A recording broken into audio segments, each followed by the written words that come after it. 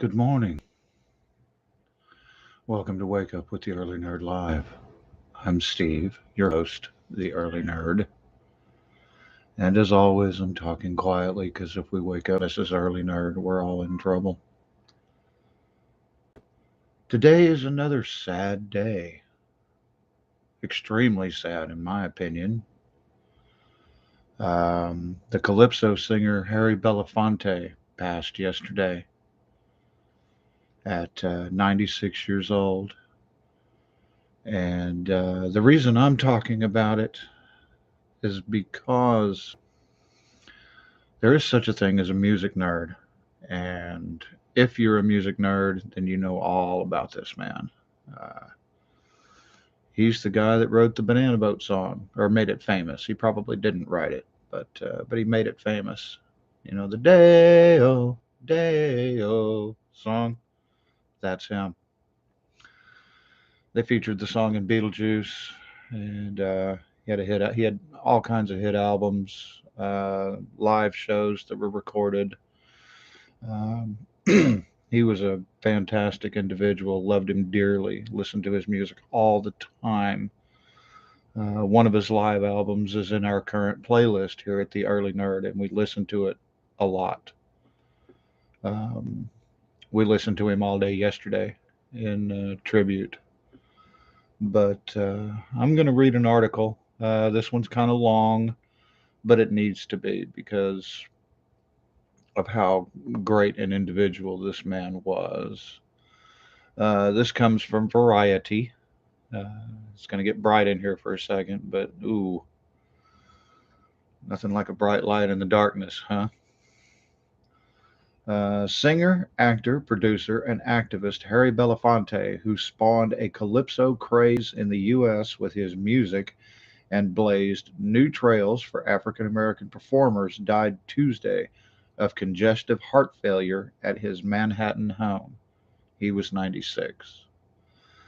An award winning Broadway performer and a versatile recording and concert star of the 50s, the lithe, handsome Belafonte became one of the first black leading men in Hollywood.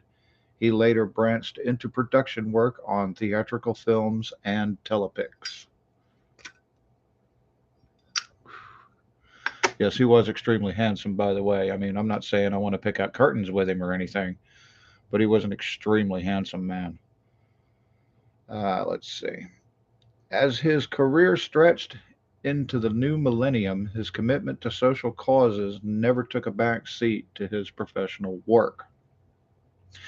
An intimate of Dr. Martin Luther King Jr., Belafonte was an important voice in the 60s civil rights movement, and he later embarked on charitable activities on behalf of underdeveloped African nations. He was an outspoken opponent of South Africa's apartheid policies. Among the most honored performers of his era, Belafonte won 2 Grammys and the Recording Academy's Lifetime Achievement Award in 2000, a Tony, and an Emmy. He also received the Motion Picture Academy's Jean Hersholt Humanitarian Award at the Governor's Awards ceremony in 2014. Harold George Belafonte Jr. was born in New York, but was sent to live with his grandmother in Jamaica at age 5, returning to attend high school in New York. But Jamaica's indigenous calypso and mento would supply crucial material for his early musical repertoire. After serving in the war, Belafonte gravitated to the New York theatrical scene. An early mentor was the famed black actor, singer, and activist Paul Robeson. He studied acting with Erwin Piscator and attended Broadway shows on a single ticket he would hand off at intermission with another struggling young actor, Sidney Poitier. Like Poitier, he performed at Harlem's American Negro Theater. Belafonte first made his mark, however, as a nightclub singer, initially working in a pop and jazz vein.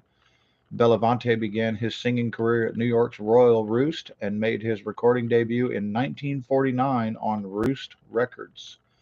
He soon developed a growing interest in American folk music. A national tour and dates at New York's Village Vanguard and Blue Angel followed. A scout for MGM spotted him at the latter venue, and following a screen test, Belafonte secured a role opposite Dorothy Dandridge in Bright Road in 1953. That same year, Belafonte made his Rialto debut in the review John Murray Anderson's Almanac, for which he received the Tony for Best Performance by a Featured Actor in a Musical. Ironically, while Belafonte was cast as a lead in Otto Preminger's 1954 musical Carmen Jones, based on Oscar Hammerstein II's Broadway adaptation of Bizet's opera Carmen, his singing voice was dubbed by an opera singer, Laverne Hutcherson. Belafonte would soon explode in his own right as a pop singer.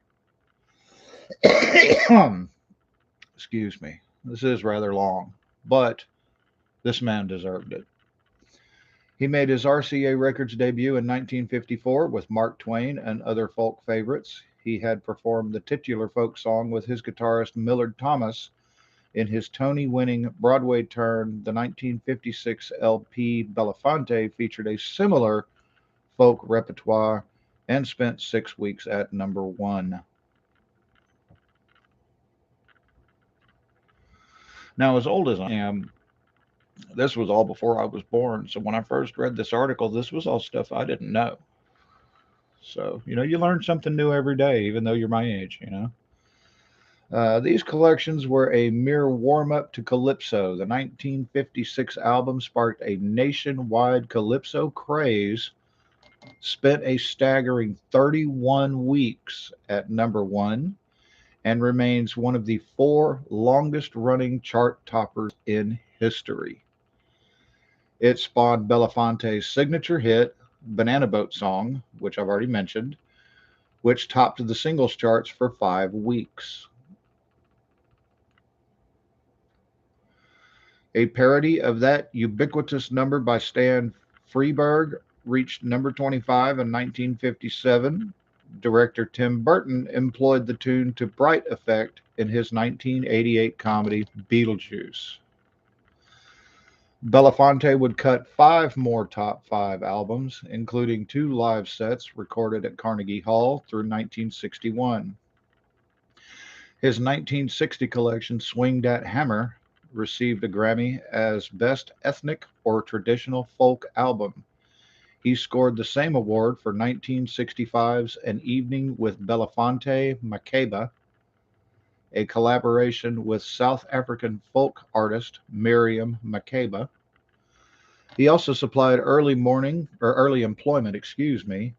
for a future folk icon. His 1962 album Midnight Special featured harmonica work by Bob Dylan. So you see, just right there, you get an idea of really how amazing this man truly was. A frequent guest on TV variety shows, Belafonte became the first black performer to garner an Emmy with his 1959 special Tonight with Belafonte.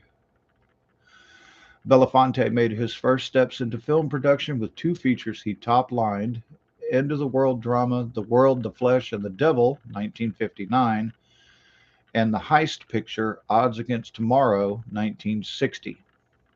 However, discontent with the roles he was being offered, he would remain absent from the big screen for the remainder of the 60s and busied himself with recording and international touring as his involvement in the civil rights movement deepened. Closely associated with clergyman activist King, Belafonte provided financial support to the civil rights leader and his family. He also funded the Freedom Riders and the Student Nonviolent Coordinating Committee, and was a key figure in the organization of the historic March on Washington of August 1963.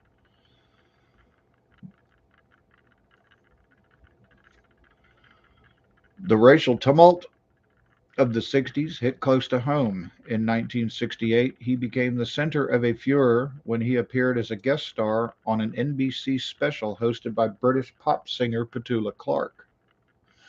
During a performance of an anti-war ballad, Clark clutched Belafonte's arm. Doyle Lott, VP for sponsor Chrysler Plymouth, was present at the taping and demanded the number be excised, saying the interracial touching might offend Southern viewers. But Clark, who owned the show, put her foot down and the show was aired as recorded, while executive Doyle Lott was fired by the automaker. Belafonte returned to feature films in 1970 in the whimsical The Angel Levine alongside Zero Mostel. He co-starred with old friend Poitier in the comedies Buck and the Preacher, 1972, and Uptown Saturday Night, 1974, both directed by Poitier.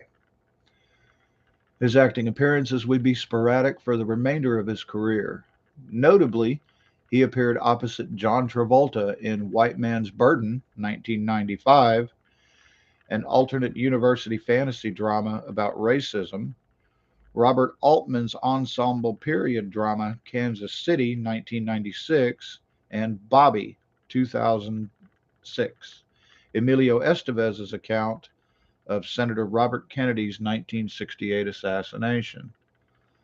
So you see, the man was so versatile. He could act, he could sing, he was a live performer. He did so much, an activist, you know.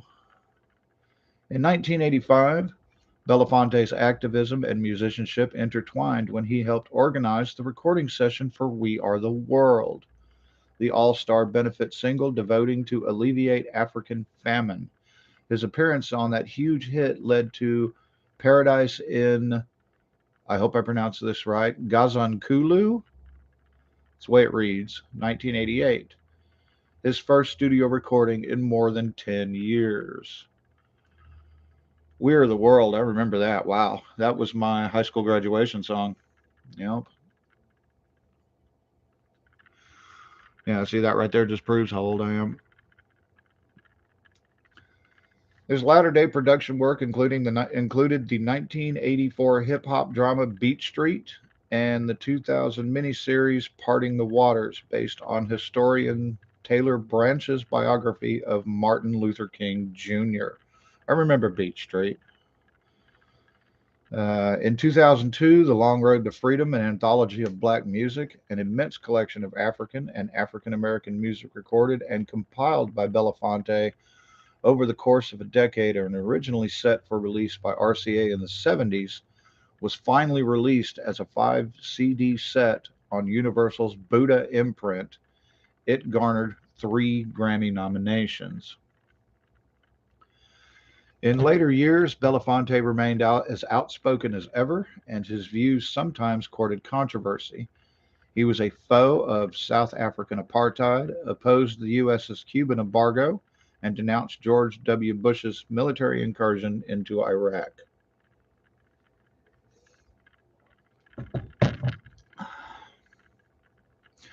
Belafonte was the son of a Jamaican housekeeper and a Martiniquan chef, spending the early and late parts of his childhood in Harlem, but the crucial middle period in Jamaica. He enlisted in the Navy in 1944.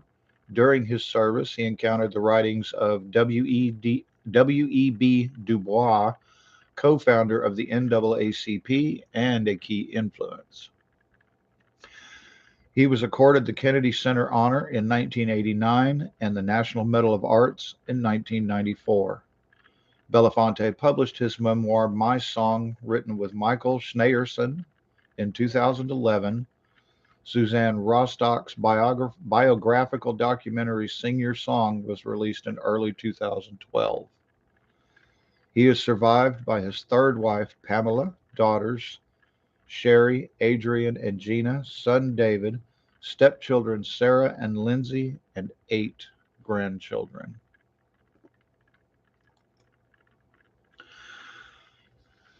Yes. Hey, you hybrid. Good morning. How are you doing?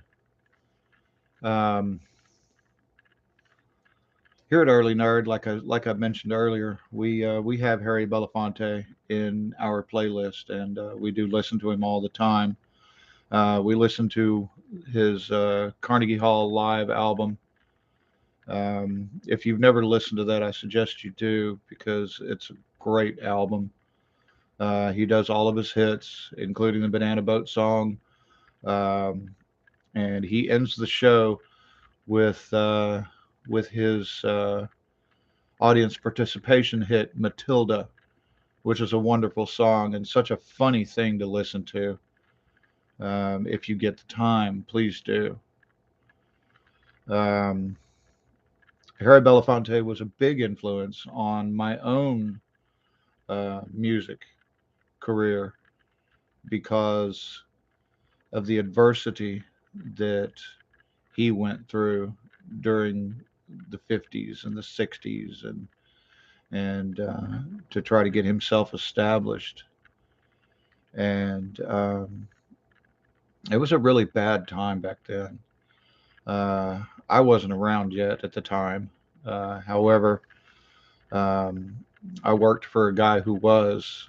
He lived in Memphis right during that time, and he would tell me stories about how bad that it really was. And but he was such a great man, and he will be forever missed. Rest in peace, Harry. You were loved by millions, and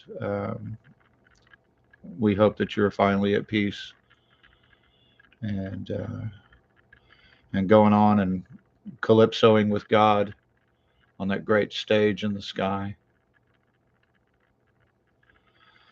Now, um, wow, today went a bit long. I did tell everybody that it was a long article, and so that's cool. I think this was my longest video yet, which is fine because if it's going to be a long video, at least it's about someone as great as he was. Um, but I think that's about all for today.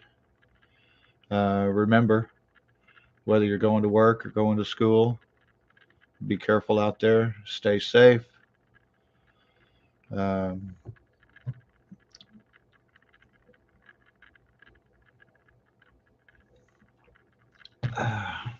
if you like what I do here, please like and subscribe. Tell your friends, tell your coworkers, tell your family, tell everyone. Um, would love to get a few new subscribers.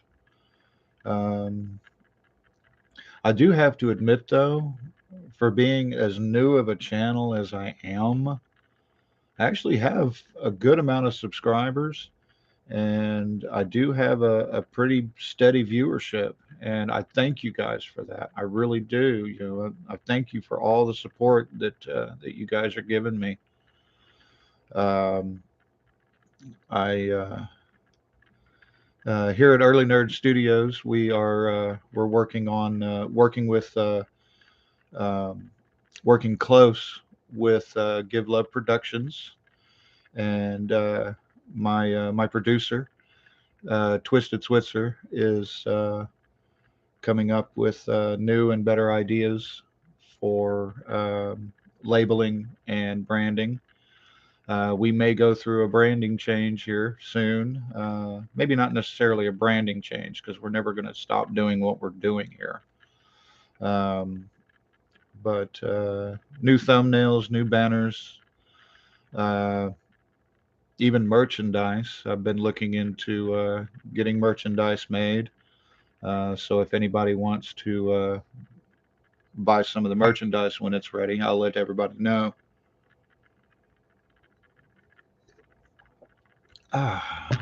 But as always, if you like what I do here, like and subscribe. And I'll see y'all later. Y'all have a wonderful day. Love you guys. Bye bye.